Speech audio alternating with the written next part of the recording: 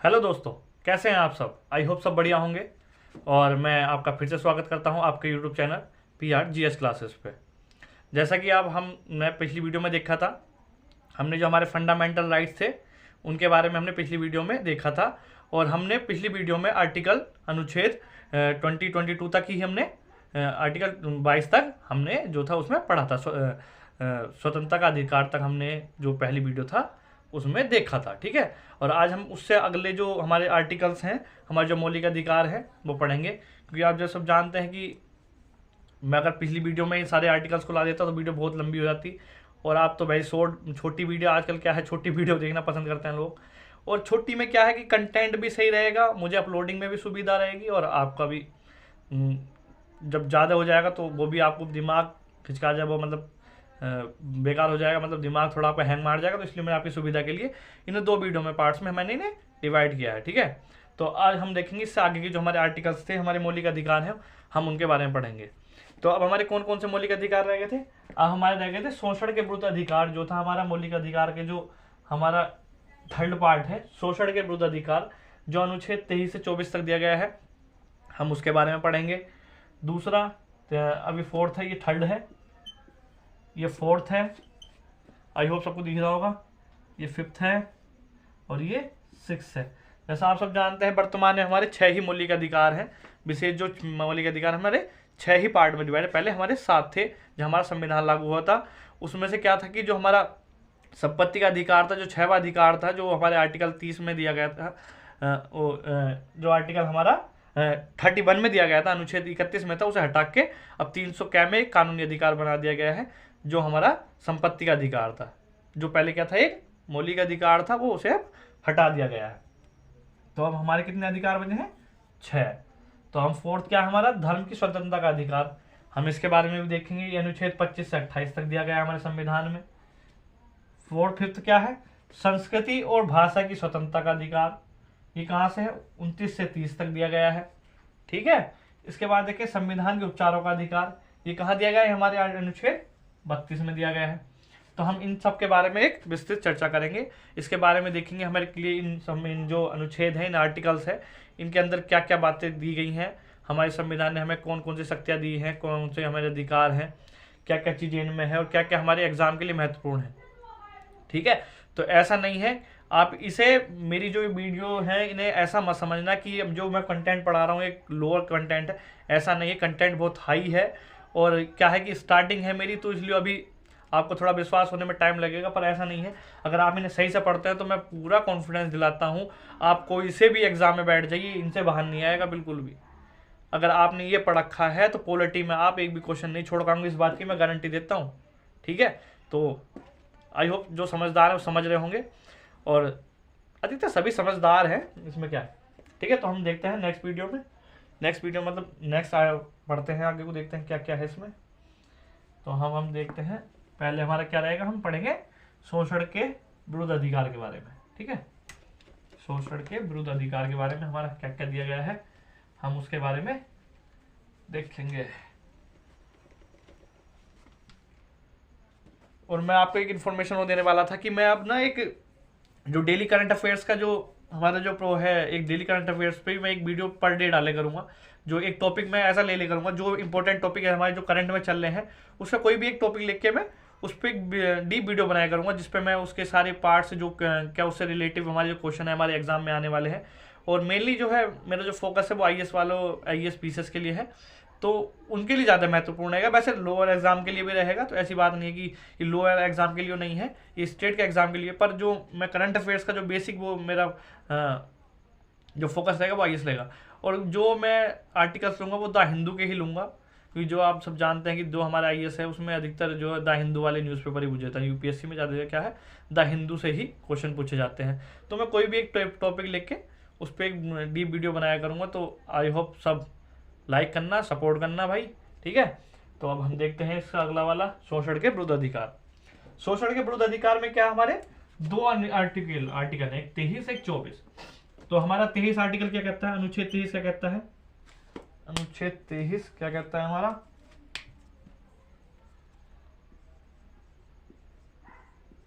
अनुच्छेद 23 क्या कहता है हमारा ये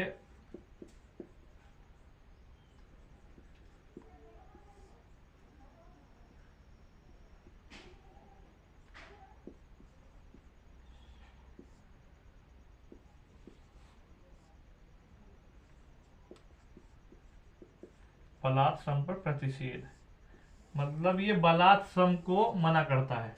पहले मैं लिख देता हूं, उसके बाद मैं आपको इनके बारे में समझाऊंगा। अनुच्छेद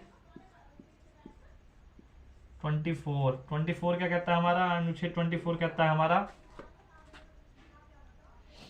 अनुच्छेद 24 में क्या है?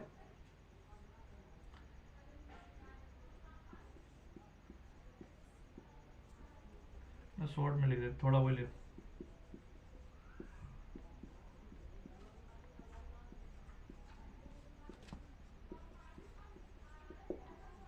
बाल श्रम पर प्रतिबंध। ठीक है, तो हम अनुच्छेद हमारा 23 और 24 जो है वो ये दो बातों पे बेसिस है। बाल श्रम, बालात् श्रम जो होता है उस पर प्रतिषेध करता है, प्रतिबंध लगाता है ये। और बाल श्रम जो है हमारा 24 आर्टिकल है वो बाल श्रम या बच्चों बाल मतलब बच्चे, ठीक है, श्रम पर प्रतिबंध लगाता है। इसमें 23 में क्या कहा गया हमारा? 23 में कहा गया है जो हमारे जो मनुष्य है, जो पहले था कि पहले जो राजा महाराजा होते थे या अंग्रेज होते थे वो गुलाम बना के रखते थे। गुलाम क्या होता था? गुलाम ऐसा एक मजदूर कह सकते हैं, ऐसा वो कह सकते हैं, ना उसे तो सैलरी दी जाती थी, सैलरी का तो नाम ही नहीं था खैर, ना ही उसे पैसा दिया जाता, और जीवन भर सिर्फ 2 रोटी के कारण 2 रोटी देते थे उसे, वो भी सही से नहीं देते, वो जिंदगी भर उसे गुलाम बना के रखते थे। उससे सारा जो उनका अपना काम था सारा काम कराते थे। यहाँ तक कि जो मैं कहते हुए भी वो लग रहा है कि जो हमारा जो वेस्टेज होता है, जो हम सब लोग वेस्ट निकालते हैं, वो भी उनसे उठवाते थे। ठीक है, तो बलात् श्रम पर प्रतिबंध लगाता है हमारा जो आर्टिकल 23 है वो बलात् श्रम पर। और ऐसे जैसे आप जानते हैं अंग्रेजों ने जो कारखाने चला रखे थे, स्टार्टिंग में जो वस्तु उद्योग लगाए थे, उनमें भी आदमी 16 17 घंटे काम कराते थे, तो उस चीज़ पे भी ये प्रतिबंध लगाता है। अब ये मानवीय कंडीशन में ही एक जो आदमी मानवीय कंडीशन का मतलब अच्छे साफ सुथरी जगह पे खाने की सही व्यवस्था हो, शौचालय की सही व्यवस्था हो, ऐसी जगह पे काम करने के लिए हमें मान्यता देता है। ये हमारे जो हमारा राज्य के निर्देशक तत्व हैं उसमें भी इसके बारे में बात की गई है। तो हमारे यहाँ पे सिर्फ प्रतिबंध लगाता है, किस पे लगाता है? बाल श्रम पर, बलात् श्रम पर। बलात् श्रम मतलब अमानवीय कंडीशन में किसी को गुलाम बनाना या किसी गुलाम की तरह किसी से काम कराना।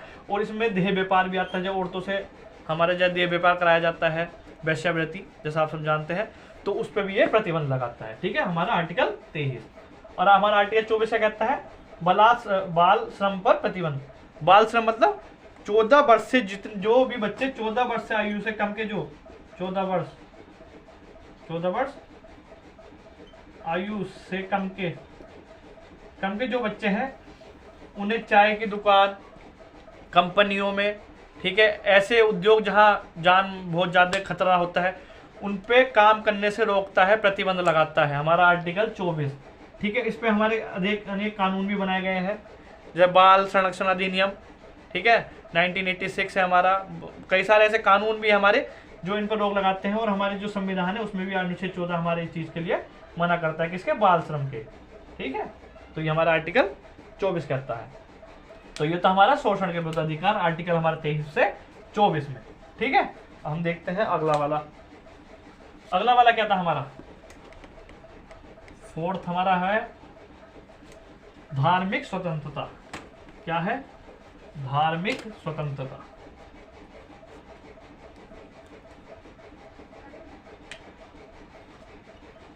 धर्म की स्वतंत्रता, ये कहां से है? 25 से 28 तक। अब इसमें क्या क्या कहा गया है हम इस बातों को देखेंगे।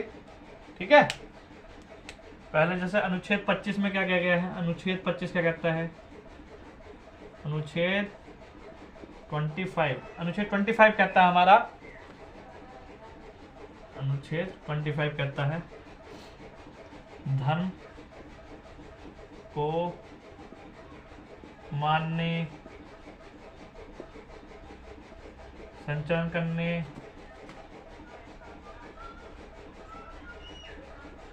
और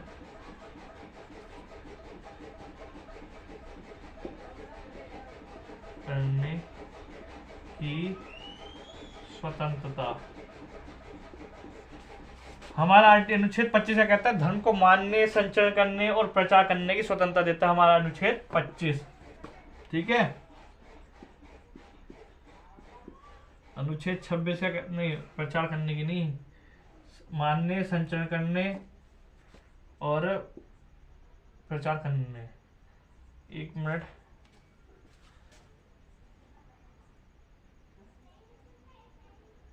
हाँ सही है, प्रचार करने। ठीक है, प्रचार करने की स्वतंत्रता देता है। अनुच्छेद 26 क्या कहता है हमारा? जो भी व्यक्ति अपने धार्मिक कार्य जो है उसके प्रबंधन की स्वतंत्रता। धार्मिक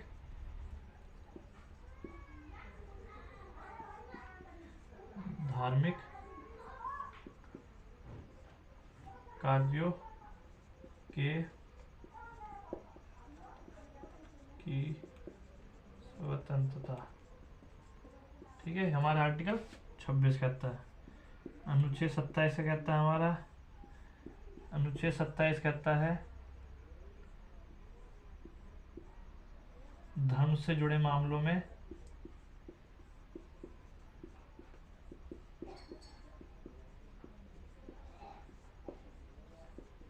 करों से छूट। ठीक है, हमारा 27 कहता है, 27। ठीक है, और अनुच्छेद 28 क्या कहता है? हमारा अनुच्छेद 28 कहता है, करों से छूट हो गई हमारी। 28 कहता है, हमारा अनुच्छेद 28 कहता है हमारे जो शिक्षण संस्थान होते हैं, शिक्षण संस्थानों में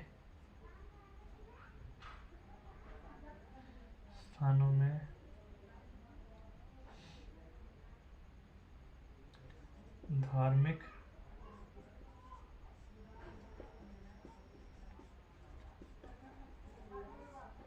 में होने या ना होने की स्वतंत्रता। ठीक है, हमारा आर्टिकल 28 इस बारे में बात करता है। तो हम विस्तृत इन पर चर्चा कर लेते हैं। पहले क्या हमारा अनुच्छेद 25 क्या कहता है कि भारत में कोई भी, जैसे हम सब जानते हैं, हमारे संविधान ने किसी भी धर्म को कोई विशेष दर्जा नहीं दे रखा। सब धर्म हमारे देश में समान है, जब तो हमारा देश सब धर्म संपन्न माना जाता है। हमारे देश को एक सर्कुलर देश माना जाता है। पर वैसे ऐसा है ही ऐसा कि हमारे यहाँ सभी धर्म के लोग बड़े प्यार से और बड़े सौहार्द रूप से रहते हैं। तो इसी चीज़ को बढ़ावा देने के लिए और हमारे देश में शांति बनी रहे, तो हमारा जो संविधान है वो उसने कुछ ऐसे प्रावधान किए थे ताकि हमारे देश में धार्मिक स्वतंत्रता बनी रहे। तो उसमें जैसे हमारा अनुच्छेद 25 क्या कहता है, धर्म को मानने, संचरण करने और प्रचार करने की स्वतंत्रता। प्रत्येक व्यक्ति को अपने जो धर्म है, उसका जो धर्म है उसे अपने धर्म को मानने की, ठीक है, उसका प्रचार करने की, मतलब कहीं वो प्रचार भी कर सकता है अपने धर्म का, और प्रसार करने की, संचरण करने की, अपने तरीके से मानने की, मूर्ति पूजा करने की या नहीं करने की, उसे भारत में स्वतंत्रता है। प्रत्येक व्यक्ति अपने धर्म को यहाँ अपने स्वतंत्रता के हिसाब से, स्वतंत्र तरीके से अपने धर्म को मान सकता है, अपना संचरण कर सकता है, और चाहे तो वो एक लिमिट में रह के प्रचार भी कर सकता है। ठीक है, जैसे आपने अभी हाल फिलहाल में देखा होगा, मेरठ में कुछ लोगों ने ईसाई धर्म में कुछ हिंदुओं को परिवर्तित कर दिया था। तो हमारे यहाँ कुछ ऐसे केस भी आते रहते हैं। तो वो इसलिए आते हैं क्योंकि हमारे यहाँ जो देश में क्या है, अपने धर्म को प्रचार करने और प्रसार करने की स्वतंत्रता है। तो ईसाई धर्म के लोग क्या करते हैं, वो आके अपने धर्म का यहाँ प्रचार कर रहे हैं। अंग्रेजों ने भी किया था। ठीक है, तो ऐसे ही ये चीज़ें यहाँ पर बढ़ती जा रही हैं। तो अभी जब हम देखा हो, न्यूज़ में देखा हो आपने, मेरठ में कुछ 120 लोग के करीब थे जिन्हें उन्हें ईसाई धर्म में कन्वर्ट कर दिया था। हिंदू थे वो, ईसाई धर्म में कन्वर्ट कर दिया था। ठीक है, तो ये हमारी जो स्वतंत्रता है वो हमारे अनुच्छेद 25 के तहत है, धर्म को मानने, संचरण करने और प्रसार करने की स्वतंत्रता। ये हमारी कहाँ मिली हुई है? अनुच्छेद 25 के थ्रू हमें दी गई है। ठीक है, अब हमारा अनुच्छेद 26 क्या कहता है, धार्मिक कार्यों के प्रबंधन की स्वतंत्रता। आप सबने सुना हो भंडारे, भंडारे होते हैं, ठीक है, बहुत सारे लंगर चलते हैं, सरदार लंगर लगवाते हैं, हमारे सरदार जी वो बहुत हैं, बहुत। आप अमृतसर गए होंगे गोल्डन टेम्पल देखने, तो वहाँ 12 महीने और रोज प्रतिदिन वहाँ कई लाख लोग फ्री में खाना खाते हैं। तो लंगर चलने, और ऐसे ही अपना कुछ भी धार्मिक कार्य है उसके प्रबंधन की स्वतंत्रता। जैसे आपने सुना होगा जन्माष्टमी पे जन्माष्टमी उत्सव मनाने के लिए बहुत सारे प्रोग्राम का आयोजन किया जाता है। ईदगाह, जैसे हमारे मुहर्रम निकलता है तो मुहर्रम में भी हमारे कई चीज़ों का प्रबंध किया जाता है। तो उसे अपने कार्यों को, जो उनके धार्मिक कार्य हैं उसके प्रबंधन की जो स्वतंत्रता है हमारे भारत में है, वो दी गई है कि आप अपने धार्मिक कार्य को बड़े धूमधाम से मना सकते हैं और शांतिपूर्ण तरीके से मना सकते हैं। तो हमारे अनुच्छेद किस में दी है, 26 में। हमारा 27 क्या कहता है, धर्म से जुड़े मामलों में करों से छूट। हमारे यहाँ सरकार को यह अधिकार दिया गया है कि वो किसी भी धार्मिक कार्य के लिए किसी से भी कोई कर नहीं लेगा, ठीक है, और ना ही लिए दिया जाता, और ना ही लिया जाता, ठीक है। और सरकार को इसमें एक चीज़ जो है, सरकार कर के द्वारा जो अर्जित मनी, जो भी अपनी कर से जो आय अर्जित करती है, वो किसी भी एक धर्म को ऊपर नहीं लगाएगी, नहीं खर्च करेगी, ठीक है। क्योंकि हमारे यहाँ किसी भी सरकार का, किसी भी कार्यकारी परिषद हो, संसद हो, किसी को भी ये अधिकार नहीं है कि वो किसी भी एक धर्म को बढ़ावा दे, उसे प्रोत्साहन दे। तो हमारे यहाँ क्या, सब धर्म सम्मान है, एक समान है। तो इसलिए कर से जो पैसा अर्जित होगा वो किसी भी एक धर्म पे नहीं लगाया जाएगा और ना ही किसी धर्म से कोई कर वसूल किया जाएगा। वो अनुच्छेद हमारा कम कहता है, हमारा अनुच्छेद 27 के तहत हमें यह अधिकार दिया गया है। और हमारा अनुच्छेद 28 पे आते हैं। अनुच्छेद 28 क्या कहता है, शिक्षा संस्थानों में धार्मिक गतिविधियों में उपस्थित होने या ना होने की स्वतंत्रता। जैसे कहीं हमारे जो शिक्षण संस्थान है, स्कूल चल रहे हैं, ठीक है, जो सार्वजनिक स्कूल है, जो सरकारी स्कूल हैं, उनकी तो उनमें तो खैर है ही नहीं, उनमें तो खैर आप धर्म को मानने की वो है ही नहीं, आप सब जो आपका धर्म है वो आप उसी की मानेंगे। पर जो कुछ ऐसे जो प्राइवेट स्कूल होते हैं, वो किसी मोमडन का भी हो सकता है, किसी मुस्लिम समाज का भी हो सकता है, किसी हिंदू समाज का भी हो सकता है। तो वो अपने धर्म की कुछ चीज़ें होती हैं, जब प्रेयर, उन चीज़ों को वो सुबह में कराते हैं। तो वे अगर किसी हिंदू धर्म के स्कूल में कोई मुस्लिम बच्चा पढ़ता है, तो उसे जो हिंदू धर्म के जो शिक्षक हैं या मैनेजमेंट है, वो यूँ नहीं कह सकता उनसे कि आप जाए और प्रेयर करें, ठीक है, ज़बरदस्ती नहीं कर सकते उनके साथ। अगर उनकी इच्छा है तो वे करें, नहीं इच्छा है तो नहीं करें। और ऐसी मुस्लिमों में, किसी मुस्लिम भाई का हमारे कोई स्कूल है, कुछ है, अगर उसमें कोई हिंदू बच्चा पढ़ने जाता है तो उसे फोर्स नहीं कर सकता कि आप वहाँ अजान पढ़ें, ठीक है। तो ऐसे ही इन चीज़ों पे, जो गतिविधियों पर जो रोक लगाता है, चीज़ें स्वतंत्रता दी गई है भारत में, वो अनुच्छेद 28 के तहत प्रति व्यक्ति को दी गई है। हमारा अनुच्छेद 28 कहता है शिक्षा संस्थानों में धार्मिक गतिविधियों में उपस्थित होने या ना होने की स्वतंत्रता। तो ये सब चीज़ें हमारे धर्म की स्वतंत्रता के बीच आती हैं, अनुच्छेद हमारे 25 से 28 के बीच में। तो हम चीज़ों को, इस चीज़ों में इसमें देखेंगे, ठीक है। अब हम देखते हैं अगला आर्टिकल हमारा अगला आर्टिकल क्या है।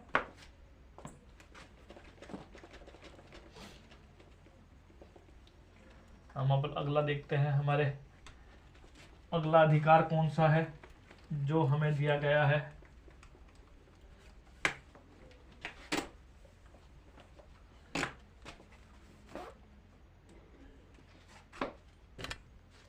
अगला जो दिया गया हमारा, वो दिया गया है संस्कृति एवं शिक्षा का अधिकार।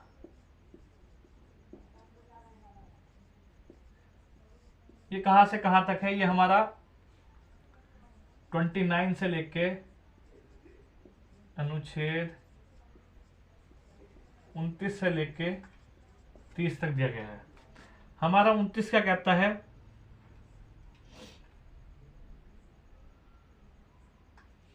हमारा अनुच्छेद 29 क्या कहता है,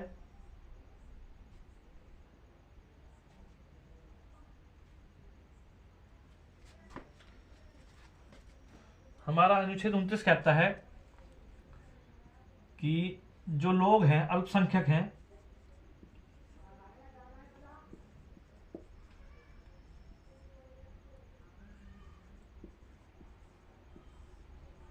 अल्पसंख्यक कैसे हैं, कोई या कोई भी व्यक्ति उसे अपनी, प्रत्येक व्यक्ति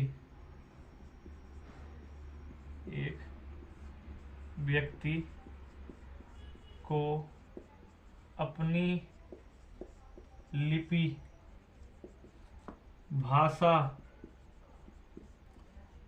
भाषा और संस्कृति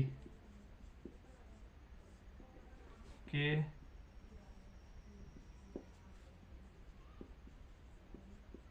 संरक्षण का अधिकार। ठीक है, हमारा अनुच्छेद क्या कौन सा कहता है? 29। और 30 क्या कहता है हमारे?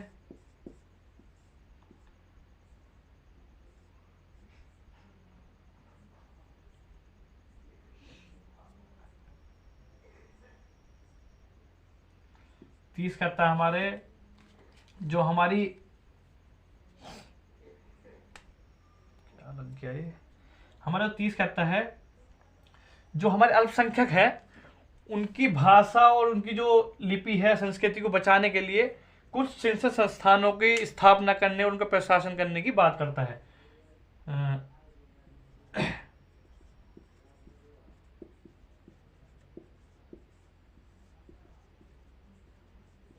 लिए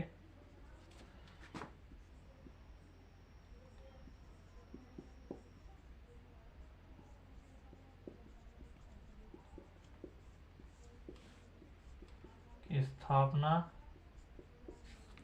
और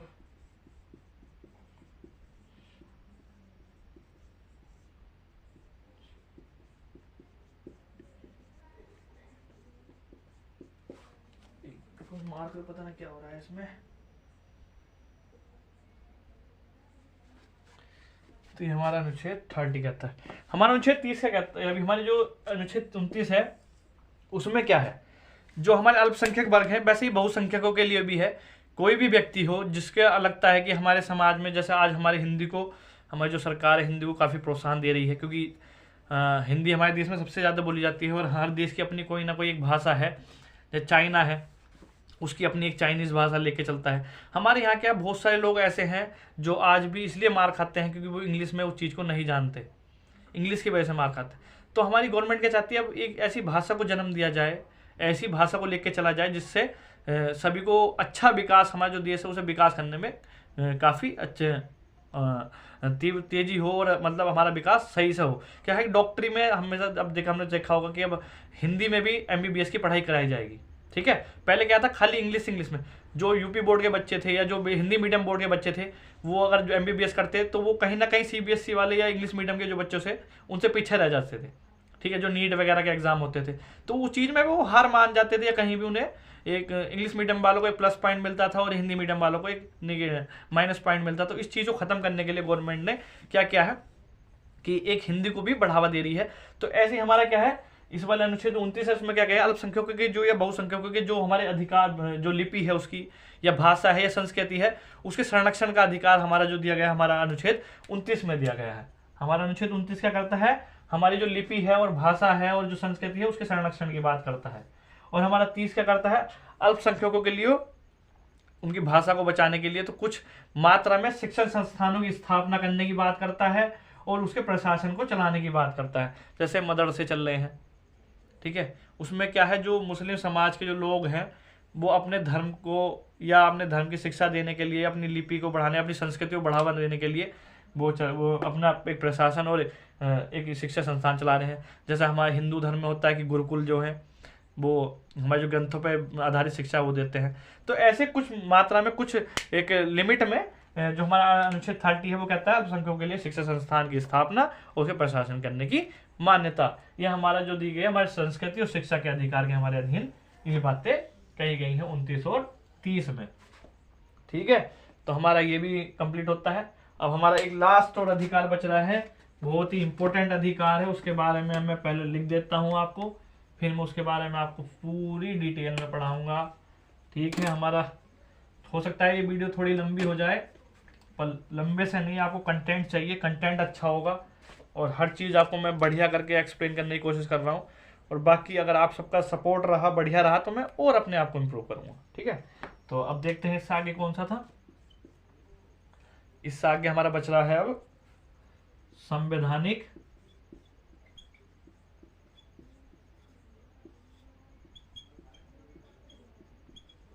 उपचारों का अधिकार, ये हमारा अनुच्छेद 32 में दिया गया है। ठीक है, और इसमें क्या कहा गया है कि अगर हमारे किसी भी मौलिक अधिकार का उल्लंघन होता है तो हम अनुच्छेद 32 के माध्यम से हमारी जो सर्वोच्च न्यायालय है, हमारी जो सुप्रीम कोर्ट है, हम उसका दरवाजा खटखटा सकते हैं। ठीक है, हम वहाँ जा सकते हैं और जाके क्या कर सकते हैं, अपने मौलिक अधिकारों के हनन को सुप्रीम कोर्ट से कहेंगे और सुप्रीम कोर्ट से कहेंगे हमारे मौलिक अधिकार का हनन हुआ है, आप हमारे मौलिक अधिकार वापस दिलवाएं।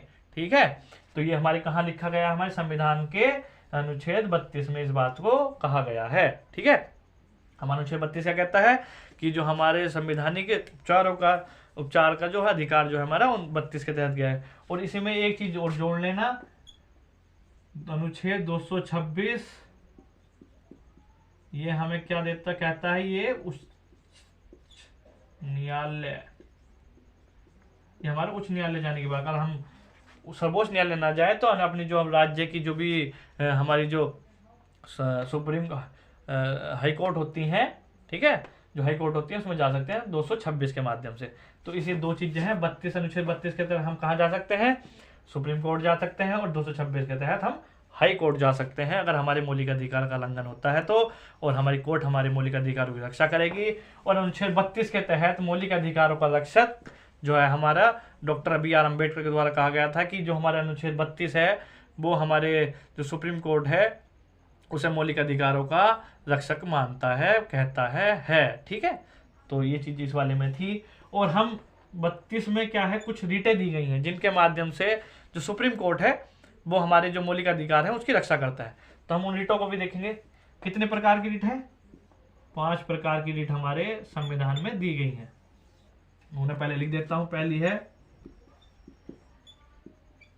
बंदी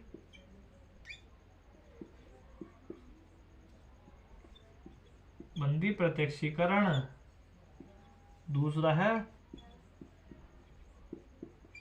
परमादेश, तीसरा है प्रतिषेध, फोर्थ है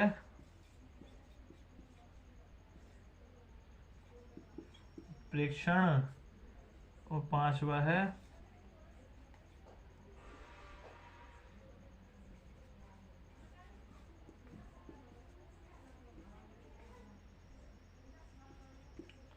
अधिकार प्रेक्षा। ठीक है, अधिकार प्रेक्षा।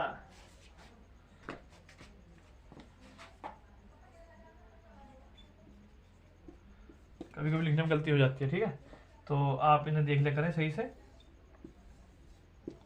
हमारी कितनी तरह की हमारी वो दी गई है, हमारी जो है 5 तरह की रीटें बताई गई हैं हमारी। ठीक है, 5 तरह की रीटें हमारी बताई गई हैं। ठीक है, क्या है, हम CBSE में पढ़े, हमने हिंदी थोड़ी अपनी खराब कर ली थी, अब इम्प्रूव करने पे लगे गए हैं।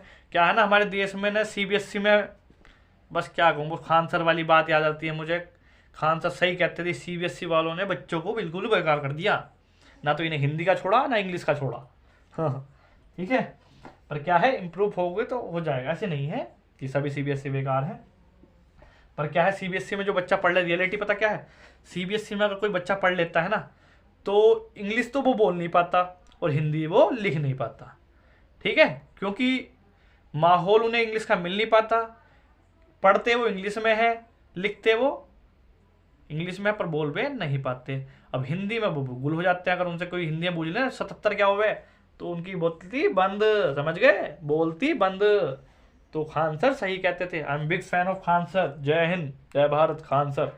ठीक है, तो क्या है, बंदी प्रत्यक्षीकरण, परमादेश, प्रतिषेध, उत्प्रेक्षण, अधिकार प्रेक्षा, इन 5 रीट के माध्यम से क्या हमारा जो सुप्रीम कोर्ट है वो क्या करती है, हमारे जो मौलिक अधिकार है उसकी रक्षा करती है।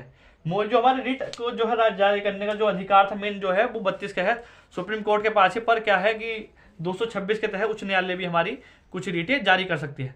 पर इसमें फर्क इतना है कि जो 32 के तहत जो रिट जारी की जाती है, हमारे जो सर्वोच्च न्यायालय है वो जो रिट जारी करती है वो भारत में किसी के भी खिलाफ, मतलब पूरे भारत में किसी के भी, मतलब पूरे भारत में रिट जारी कर सकती है। पर ये जो है क्या है, उच्च न्यायालय है, ये सिर्फ जिस राज्य से संबंधित है उसी राज्य के अंदर ही ये रिट जारी कर सकती है। समझे? तो ये फर्क है, इनका जो अधिकार क्षेत्र है वो कम है और 32 के तहत जो उच्च न्यायालय का जो अधिकार क्षेत्र है वो ज्यादा है। ठीक है। अब जैसे बंदी प्रत्यक्षीकरण में क्या है, जब हमारी सुप्रीम कोर्ट बंदी प्रत्यक्षीकरण रिट जारी करती है वो तो क्या करती है, वो कहती है कि जो भी आपने बंदी, जो भी व्यक्ति को आपने अरेस्ट किया है उसे हमारे पास समीप प्रस्तुत किया जाए। जब पुलिस किसी को व्यक्ति को उठा के ले जाए, ठीक है, अब वो हमारी जो पुलिस है उसे क्या है 24 घंटे के अंदर अंदर मजिस्ट्रेट के सामने पेश करना होता है किसी भी अपराधी को। जो कुछ चीज़ें होती, कुछ कानून ऐसे हैं जैसे टाडा के थ्रू या फिर बहुत सारे कानून ऐसे हैं जो है आतंकवादी, उसमें वो कुछ कानून हैं, उनमें कानून बता दूं, मेरी याद नहीं रही इस टाइम पे, तो बता दूंगा मैं उन कानून के बारे में भी।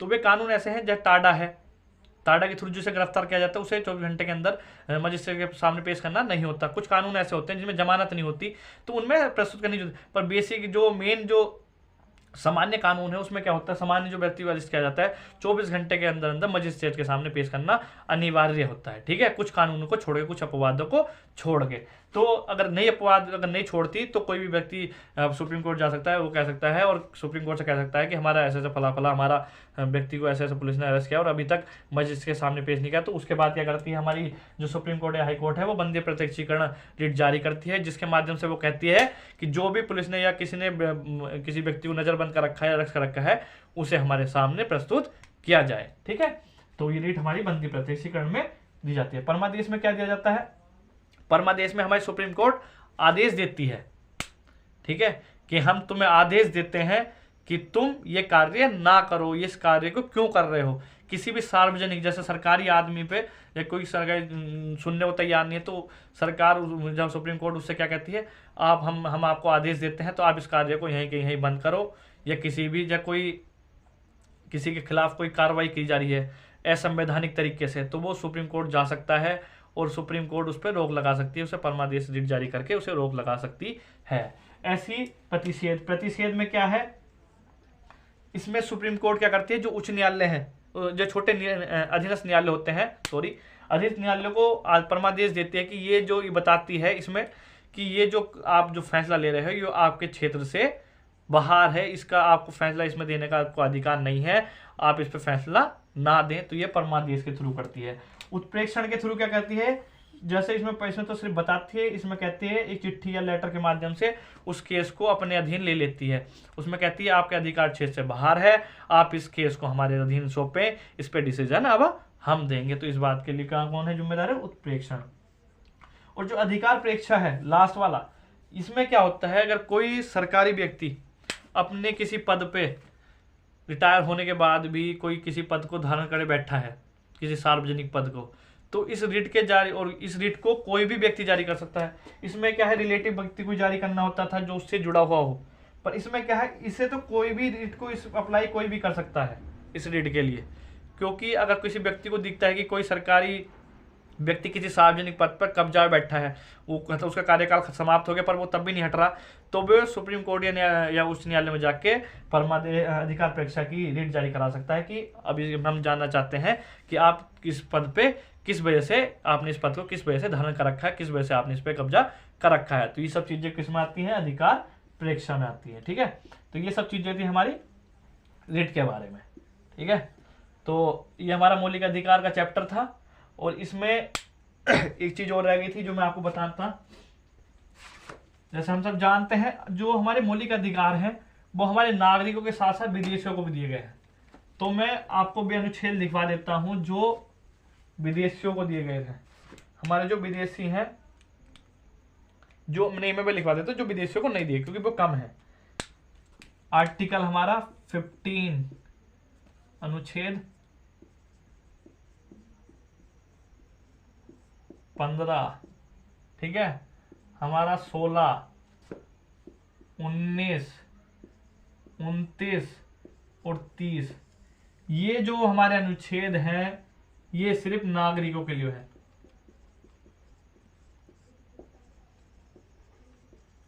ठीक है, ये सिर्फ जो हमारे अनुच्छेद हैं ये सिर्फ नागरिकों को प्राप्त है, विदेशियों को ये जो इनके जो अंदर जो बातें दी गई हैं वो सिर्फ नागरिकों पर लागू होती है, विदेशियों पर लागू नहीं होती। अगर इन चीज़ों के साथ विदेशियों के साथ भेदभाव किया जाता है तो वे हमारे जो मौलिक अधिकार के लिए उच्च न्यायालय नहीं जा सकते, इन्हें न्याय की सुरक्षा प्रदान नहीं की गई है। ठीक है, तो ये सिर्फ अनुच्छेद हमारे किन के लिए है, नागरिकों, बाकी सब जो है विदेशियों को भी उपलब्ध है।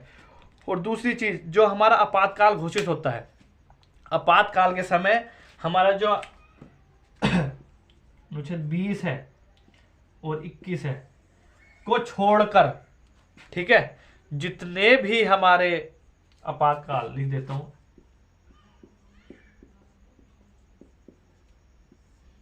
के समय, आपातकाल के समय क्या है हमारा, अनुच्छेद 20 और 21 को छोड़कर जितने भी हमारे मौलिक अधिकार हैं वो निरस्त हो जाते हैं, उनका वे समाप्त हो जाते हैं स्वयं। ठीक है, और जो आपात लगाया जाता है हमारा आर्थिक आपात है, आर्थिक आपातकाल होता है,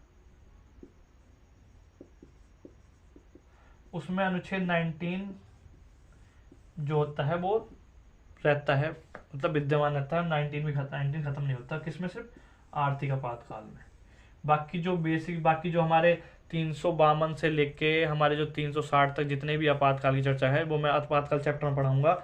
उसमें क्या है, हमारे 20 और 21 को छोड़ के जितने भी हमारे मौलिक अधिकार हैं वो समाप्त हो जाते हैं हमारे। जैसे हम जानते हैं हमारे 20 में मौलिक अधिकार में क्या दिया गया है, 20 में हमारा दिया गया है किसी भी दोषिद्धि के प्रति सुरक्षा, और हमारे 21 में क्या दिया गया है, 21 में हमारी दैहिक और हमारे प्राणों की स्वतंत्रता जो दी गई हमारे 21 और 20 में दी गई, इन दोनों को छोड़ के जितने भी हमारे मौलिक अधिकार हैं वो सारे के सारे समाप्त हो जाते हैं हमारे आपातकाल के समय। ठीक है, तो हम इस चीज़ों के बारे में देखना है, और आई होप सबको ये चैप्टर समझ में आया होगा। और मैंने जितना भी मैं एफर्ट डाल सकता था मैंने इसमें एफर्ट डाला, और मैं इसे और भी अच्छा करूँगा। अगर आप सबने मेरे चैनल को सपोर्ट करा और मेरा चैनल आगे बढ़ा और मैं अच्छा बढ़े ना बढ़े वह वो तो बात अलग है, पर मैं अपनी तरफ से पूरा 100% देने की कोशिश करूंगा।